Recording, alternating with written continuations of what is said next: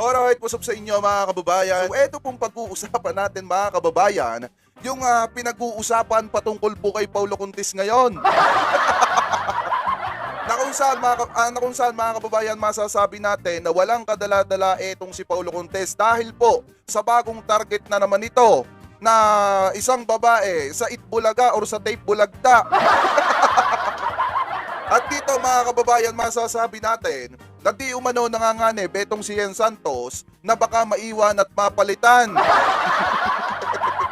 Pero bago po natin pag-usapan yan, mga kababayan, dahil yan yung mainit-init na tatalakayan natin, ay nais ko po muna sabihin sa inyo na kung kayo po ay bago pa lamang po sa ating YouTube channel, ay hinihikayat ko po kayo na huwag niyo po sanang kalimutan na i-like etong ating live streaming na ito at huwag niyo na rin po kalimutan na mag-subscribe dito sa ating YouTube channel. Hito na rin po yung ating notification bell para lagi po kayong updated sa tuwing mag-upload po tayo or magla-live tayo ng mga ganitong klase ng issue or video. At gusto ko din po kayong batiin ng isang magandang umaga, tanghali, hapon, gabi, saan man sulok ng mundo kayo naroon, mapa sa Pilipinas man po kayo or ibang bansa. Sana po ay nasa mabuti po kayong kalagayan at gabayan po kayo ng ating Panginoon. Mabuhay po kayong lahat at magandang gabi po.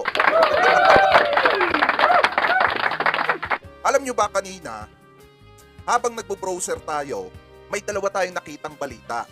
At yung isang balita na nakita po natin, oy Kuya Bricong, mega love shoutout ha. At yung isang balita na nakita natin, mga kababayan, patungkol kay Paulo Contis. Na kung saan sabi po dito, kala ko nga mga kababayan, kasi yung mga ganito kasing balita, talaga minsan hindi mo paniniwalaan eh. Kasi normal na vlogger lang. Pero nasundan po yan ng isang article hanggang sa nasundan pa ng isang personal na balita. Ito yon. Mamaya natin pag-uusapan yan. Unahin muna natin etong galing sa vlogger, sa Showbiz Broadcast. Sabi po dito, Paulo Contis at co-host niyang si Ara San Agustin. Sweet na sweet kahit wala na sa harap ng kamera panoorin. Eto, mapapasabi kayo dito kung gaanong klaseng katirador etong si Paulo Contis. So ito, i-play po natin mga kababayan. Nag-aalala ngayon ang maraming nakapanood ng mga episodes ng Itbulaga nang mapansin ang makailang ulit na pakikipag-close ng host nitong si Paulo Contis sa female co-host niyang si Ara San Agustin.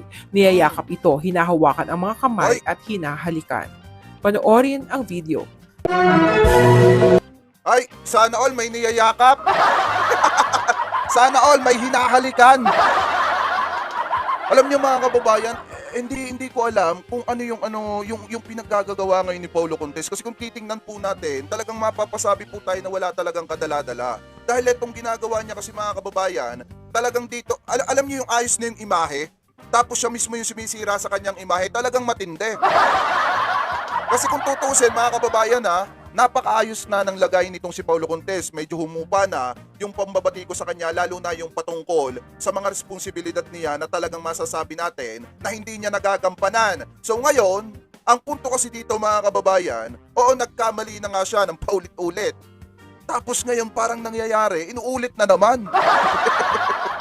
Sa madalit salita mga kababayan sa madalit salita, talagang nanganganib etong si Yen Santos dahil mga kababayan, pag nahulog ang loob ni Paulo Contis dito kay Ara, di umano, talagang may posibilidad na maiwan etong si Yen.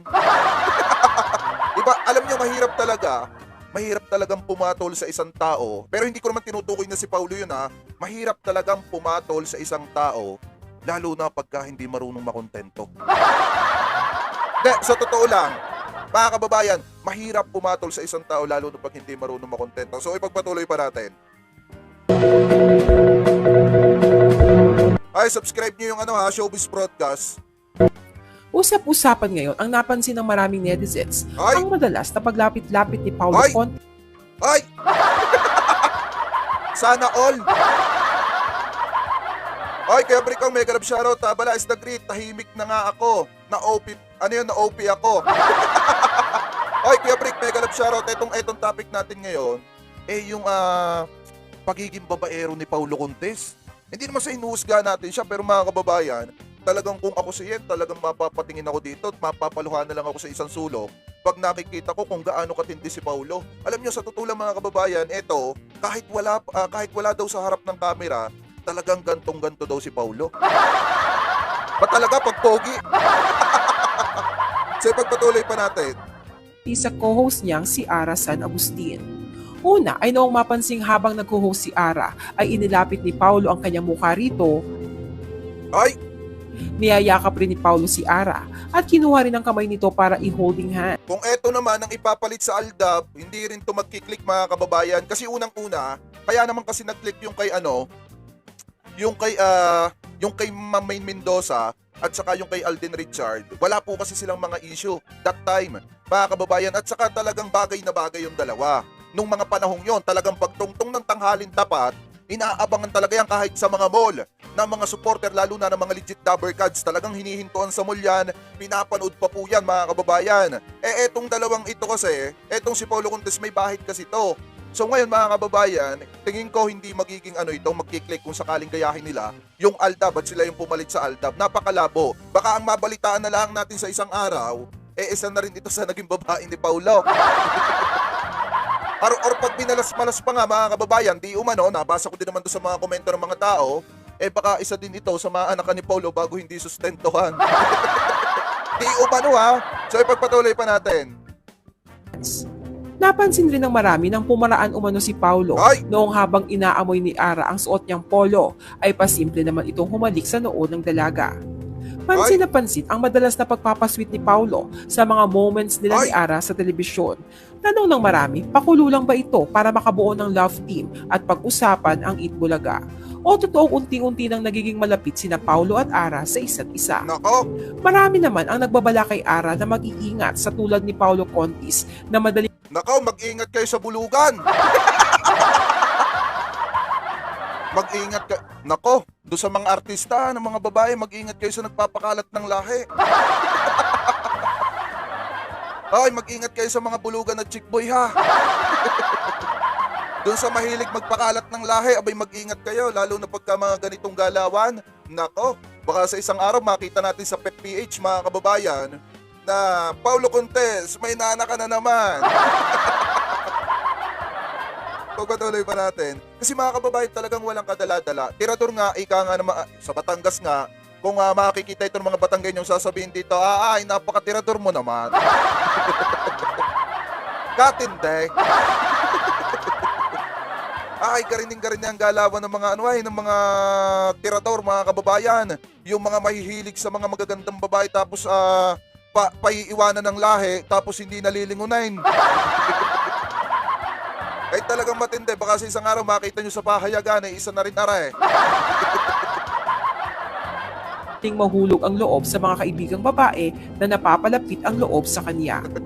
Wala pang balitang hiwalay na si Paulo sa girlfriend niya ngayon na si Yen Santos. Ay! Kaya ang makitang nakikipagharutan ito, yumayakap at humahalik sa kanyang female co-host ay ipinag-alala ng marami para kay Ara. Ay! Tanong ng netizens, for the views lang ba ito o may something talaga na namumuo sa kanilang dalawa? Kahit daw kasi hindi na nakatutok kina Paulo at Ara ang kamera, ay tuloy pa rin ang sweetness nila sa isa't isa. Paano na daw si Yen Santos? Ano naman kaya ang nararamdaman ni Yen kapag nakikita na may ibang niyayakap at hinahalikan ang nobyo niyang si Paulo? Alam nyo, kung ako kay Yen hanggat maaga pa, itatama ko yung pagkakamali ko sa nakaraan. Hindi, kung ako lang kay Yen hanggat maaga pa mga kababayan, i-break ko na si Paulo kasi masasaktan lang ako. Kung ako si Yen, kung ako lang si Yen. Kasi alam niyo yung araw-araw mo makikita sa national TV, sobrang sweet nung dalawa, tapos may mga lumalabas pang balita kahit off-cam, sobrang sweet. Di ba ang ending din nun mga kababayan, mahuhulog at mahuhulog yung dalawa, si Paulo at saka itong si Ara, sa isa't isa mga kababayan, tapos ang ending, magkakaroon ng relasyon na patago. Katulad nung kay Paulo at kay Yen dati. Na kung saan makakapture sa isang park na naglalakad, na naka-face mask. Ganun mga kababayan na mangyayari. So kung ako kay Yen hanggat maaga pa, hanggat hindi pa nangyayari sa kanya, yun nangyari dun sa isa mga kababayan, talagang makipag-break na siya. Unahan niya na si Paulo. Kung ako lang naman. Kung ako lang, opinion ko lang yon mga kababayan. Pagpatuloy pa natin. Sa harap ng telebisyon. May isang malapit na tao kay Ara ang nagsabing hindi nito gusto na malink romantically kay Paulo. Yan! Nag-iisip na nga rin daw ito kung mabuti bang umalis na lang siya bilang host ng Eat Bulaga. Bagaman inamin umano ni Ara na grabe mag-care si Paulo sa Ay! kanya. Pinayuhan naman daw si Ara ng kaibigan na hindi nito kinakailangang mag-quit bilang Itbulaga host, maging totoo lang daw ito sa sarili kapag off-cam. I'm connected with Ara and all I can say is in public TV.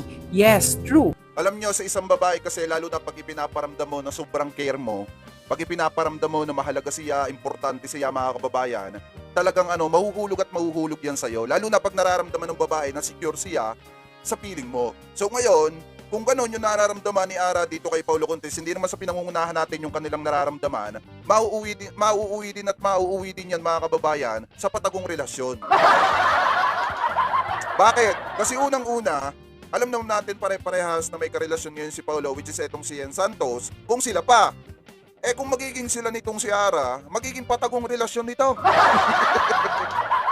At ang magsasuffer, mga kababayan, ng napakatindi dito, yung etong si Ian Santos, sabi ko nga po sa inyo, mga kababayan, opinion ko lang naman ito.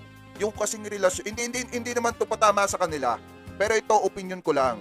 Yung relasyon na kinuha mo ng panakaw, kinuha mo ng palihim, mga kababayan, or yung relasyon na galing, or yung relasyon na may nasaktan kayong tao, or kinuha mo yung kapartner mo doon sa iba, hindi maganda yung pupuntahan yan.